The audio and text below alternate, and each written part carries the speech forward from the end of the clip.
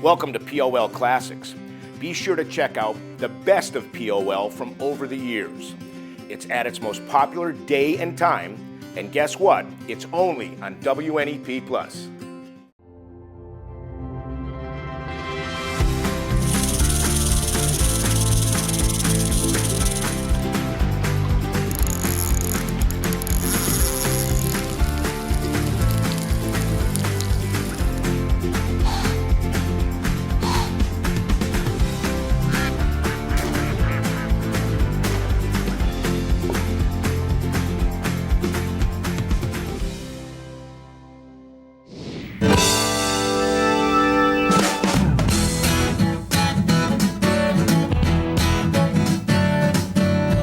WNEP proudly presents the premier outdoor show in northeastern and central Pennsylvania. Pennsylvania Outdoor Life, your window to the great outdoors.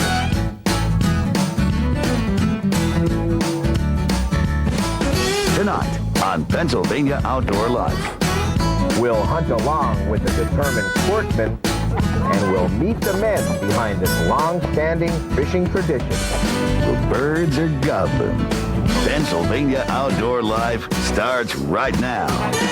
Good evening and welcome to Pennsylvania Outdoor Life on this beautiful June day, one of the few beautiful days we've had. I'm Ken Hunter and I'm here with Don Jacobs. And Jake, it is early June. We've got some nice weather finally and we're outside. We have everything set up outside today. Nice weather? Yeah, well, so far. I mean, this is nice compared to what we've had. Now, do you see this tree right here? Yeah, I see it's blowing. I chased Snedeker up this tree the other day. It's still up there. I said, Joe, if you're still up there, don't come down. This weather's been horrible. Oh, I know. Off But and today, on rain, compared to what we've had, everything this else. is nice. So far, so good. So some of the trout derbies, some of the kids derbies are getting out there and actually starting on time. That's exactly what we found when we sent field staff member Jackie Voss to a very traditional, long-standing fishing derby right here in Lackawanna County.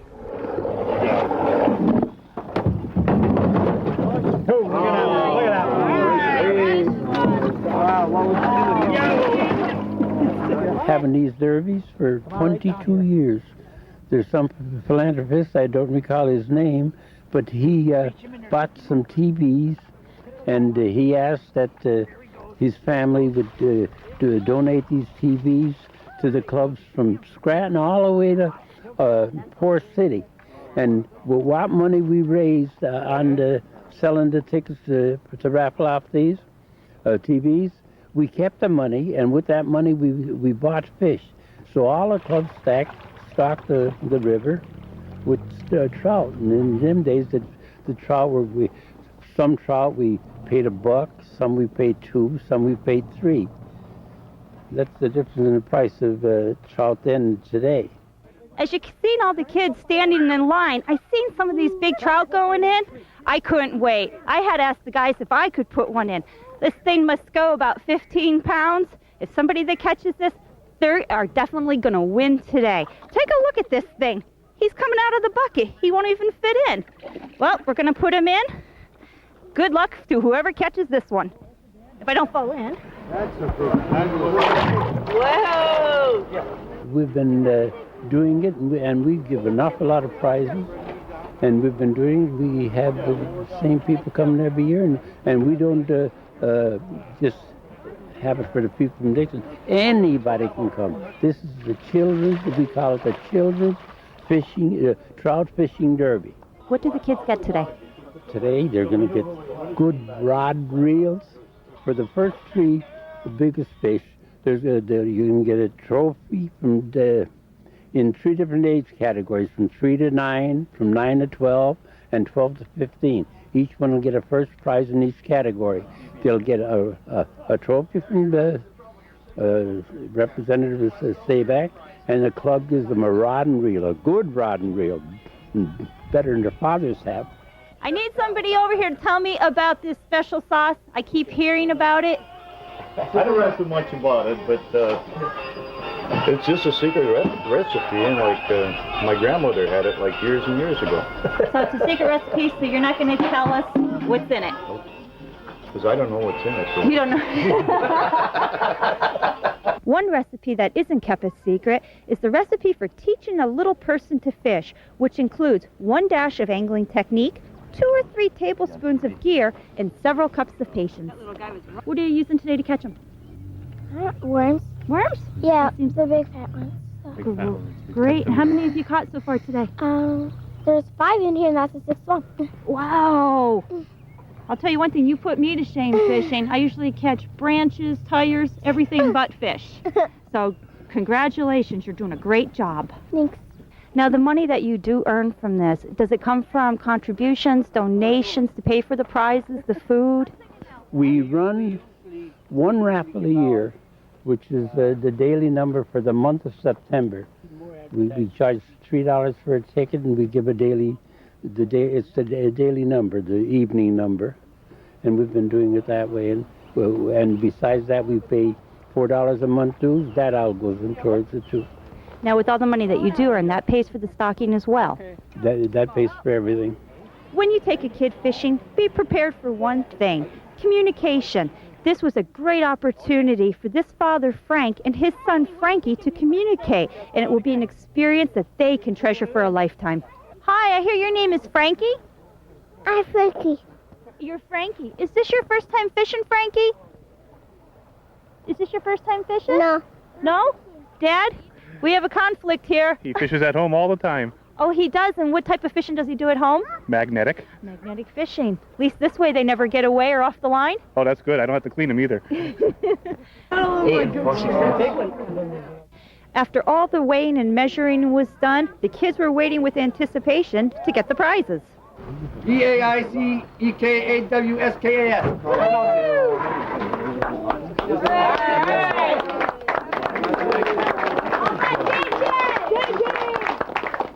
First time angler, first fish, what do you think? I got big fish. I always figured one thing: kids have to have something to do.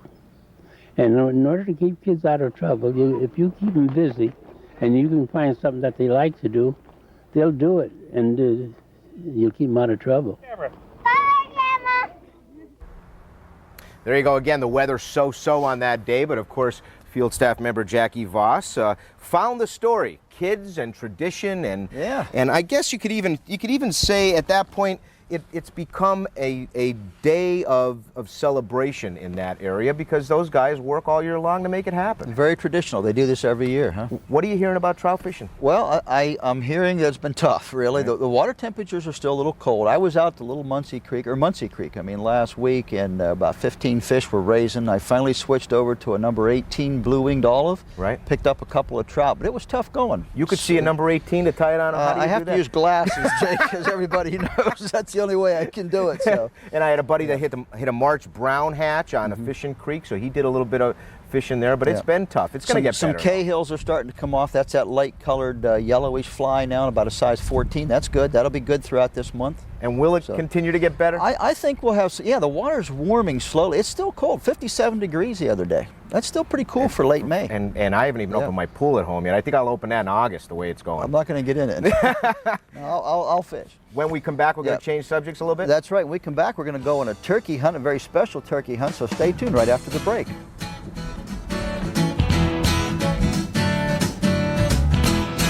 We'll have even more POL Classics on WNEP Plus right after this.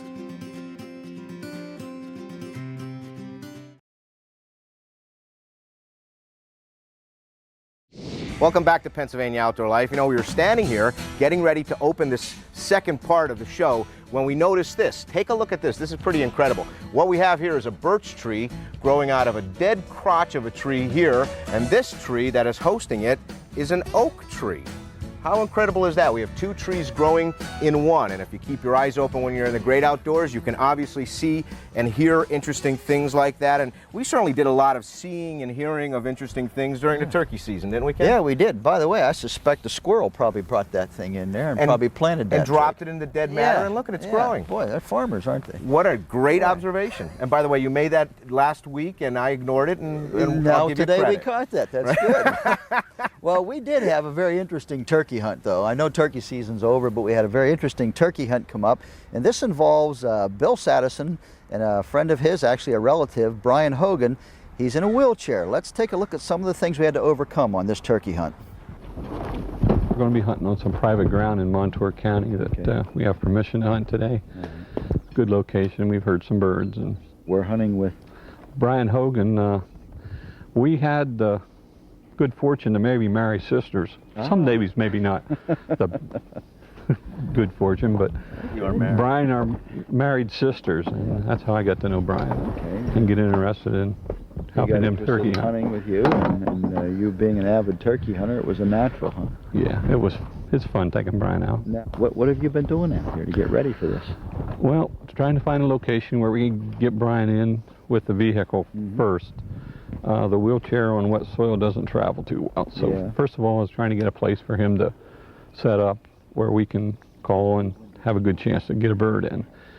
We've seen birds here. We know they're here. We've heard them.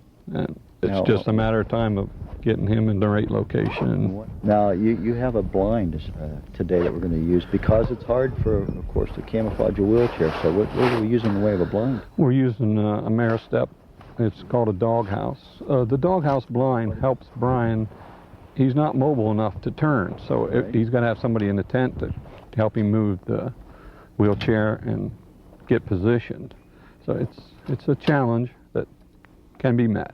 And you've done this before? Yes, we've had some fun. So we know it's going to work? We haven't taken a bird yet, but one of these days. Well, that would be the caller's fault if we don't get the bird, I guess, right? Yep. We can always blame the caller. Blame it on the caller, sure. Okay. We're looking forward to this. This is going to be a great hunt. Now, Bill, on these blinds, you said you checked with the Game Commission and they said it's required at 360 degrees cover you. Yep. So if you're going to use a blind, you have to be completely covered over top of your head as well. Yes. Okay. Otherwise, you cannot use the blind. Right. Okay. Now, Brian, you guys are going to have to adjust that to suit yourselves. I'm going to run this one up a little bit. Let's see what you think, Brian. How's that right there? Is that going to work for you? That minimizes what we're showing here. Right. Brian and I settled into the blind, awaiting daybreak and the first gobble of the morning. As it turned out, the blind was setting a little too low for Brian's liking. With the help of some simple sticks, the blind was raised a couple of inches into Brian's comfort zone.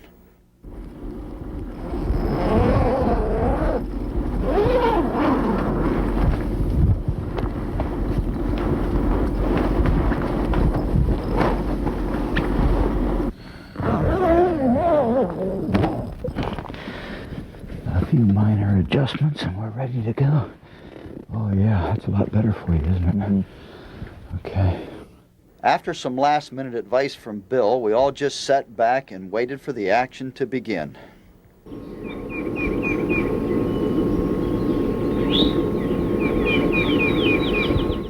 Daybreak seemed to take forever, but when it came, so did the fog, and it seemed that the fog had an effect on the turkeys, keeping them quiet. Although we weren't having any luck with our animal of choice, we did hear some deer. If you listen carefully, you'll hear them just off the camera. In 1972, 31 years ago. 31 years ago? Yep, I was 13 years old. How did it happen? I was hit by a pickup truck as I was a pedestrian, crossing the road, and he was driving recklessly or whatever, and it hit me. I've only hunted really since I met my wife. Yeah. And What got you interested in hunting at that point? I started out, my father-in-law asked me if I'd be interested in going along with him to keep him company, because he's an avid hunter. Yeah. And I found out I liked it. Yeah. And then Bill got me interested in the turkeys. And since he's so good at it, I just sort of rode his coattails into that. You certainly overcome a lot, but what's the hardest thing to overcome? Well, the thing is you have to really set up where you think the turkeys will pass by. And if they're not, the biggest obstacle is a quick change in the position. After the fog lifted, we managed to get a bird to gobble, but just couldn't bring him into shooting range. As a group decision, we decided to make a move in order to get closer for a shot.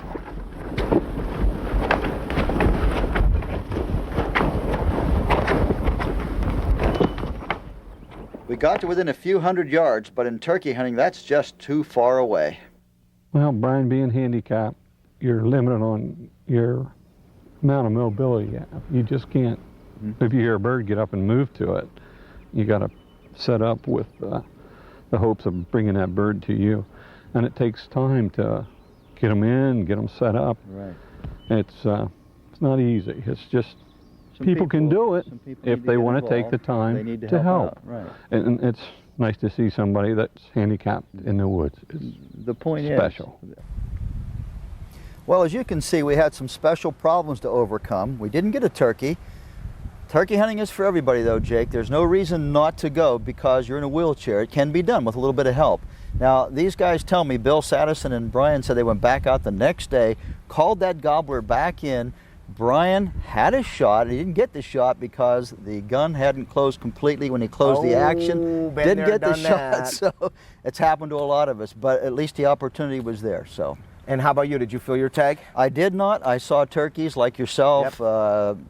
Didn't shoot at any, had one about 50 yards, didn't take the shot. Several years ago, I learned that my hunting enjoyment is not about the shooting. Absolutely. But the calling, and I had an incredible month. I hunted as much as I could, talked to as many birds, Right. and I'm very satisfied walking Yeah, we out had a there. good time. I know the weather was tough, but we had a good time being out. I know you did. I was out several times, saw birds every time. Yep. Just couldn't make it happen. There's always next year. I'm looking forward to it. All right. We are going to take a short break, but when we come back, we're going to have a field staff tip and people and places, so stick around.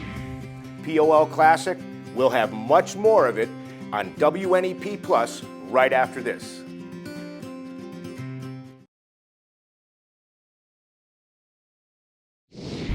Welcome back to Pennsylvania Outdoor Life. I know it's summer, or at least I think it is, Jake. It's starting to tinkle on us I here. know, it's raining now. I mean, you can't tell, but we're going to get wet out here. You know why? Because you said it was the nicest day yet I so know, far. and here come a big old gray cloud moving right in on us. But it's summer, I know, but you know, we're still doing black powder stuff. Yes, we are. And you know, when you have time on your hands that you can go into your work area and make some of the tools that you can use during black powder, Dave Ocker's the guy to tell you about it. Here's his field tip.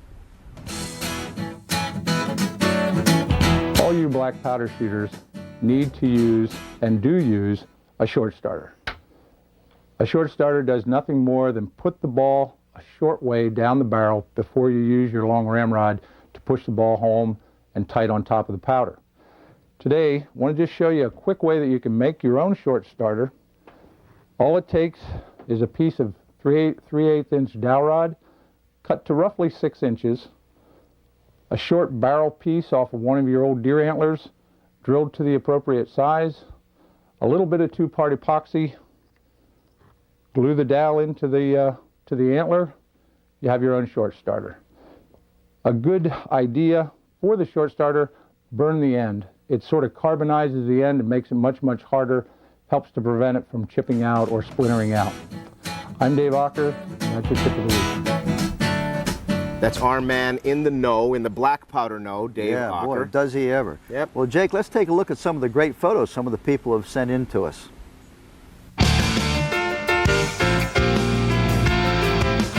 We opened this week's edition of Pennsylvania People and Places with some successful anglers. Josh Perry of Nicholson, seen here on the right, is holding the 21.5-inch rainbow trout he caught on the second Saturday of the trout season. Josh was fishing at Lackawanna State Park with his friend Kenny Scott, seen here on the left, holding the gold Swiss swing size 6 spinner that Josh used to catch this trout. And Bill McGowan of Port Clinton, Schuylkill County, is seen here with his prize catch. Bill caught this 22.5-inch rainbow trout on the opening day of the season while fishing Cold Run in Tamaqua. Our next photo comes to us from Laura Paulus of Peckville. Here we see Laura's 7-year-old son Jordan Paulus and the 20-inch brook trout he caught while fishing with his father Ron on the opening day of the trout season. The two were participating in a fishing derby in Ashley, Luzerne County, when Jordan hooked into this beauty. Nice going, Jordan. Now let's switch gears a little from fish to the 4-legged type. Here is Sam Bartley of Salladasburg and the pronghorn that he managed to harvest while hunting in a trip in Wyoming. Sam tells us that he made a 300-yard shot with his Remington 270 to drop this buck. This pronghorn scores 80 7/8 which makes it into the record book for Band C. Congratulations, Sam. That is a nice animal. Finally, we see Corey Cease and the black bear that he shot while hunting with his cousin and friends in a hometown of Canadensis, Monroe County. Corey's bear had a dressed weight of 215 pounds and was taken with a 35 Remington. Jake, oddly enough, it's raining. It is raining, and you know what? What do we want to do? Our postcards are going to get wet. We're going to haul these babies inside. Come on, let's go inside Okay. with this. We're going to take a short break. We're going to do the product demonstration and giveaway from inside, so stick around.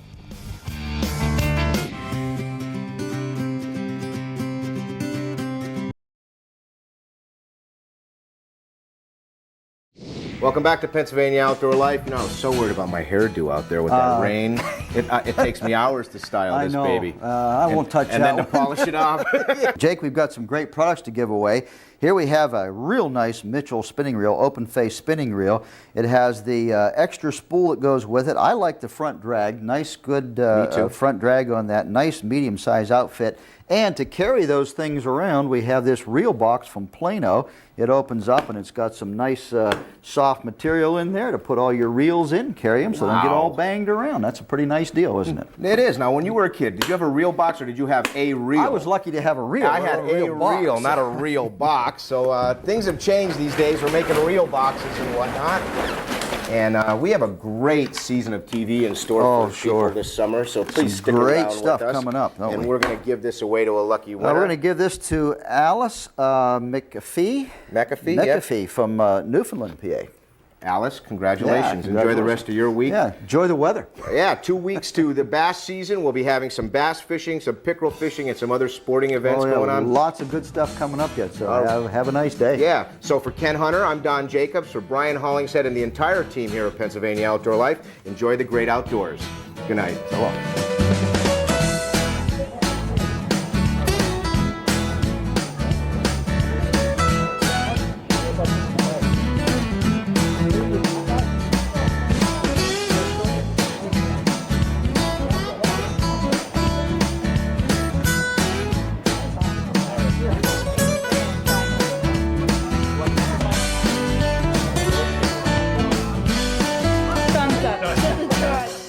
Pennsylvania Outdoor Life is a local presentation of WNEP TV. We're proud to serve northeastern and central Pennsylvania.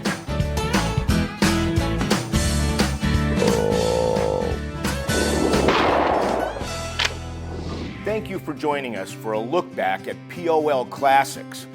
Now I'm going to invite you to join us every Sunday night at 6:30 on WNEP+.